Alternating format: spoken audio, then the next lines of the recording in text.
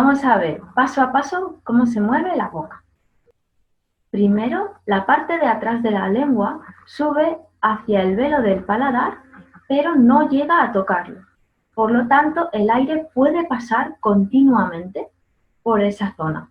Además, la punta de la lengua desciende, baja hacia los dientes. Y en este sonido las cuerdas vocales vibran.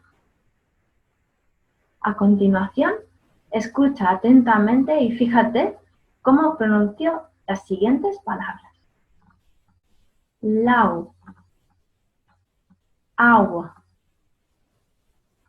salga, el guante, larga, sus grutas. Bien, lo importante en este sonido y la diferencia con el sonido g es que, como decía al inicio, la parte de atrás de la lengua nunca toca con el velo del paladar. Por eso el aire siempre puede pasar. Y luego, cuando pronunciamos este sonido?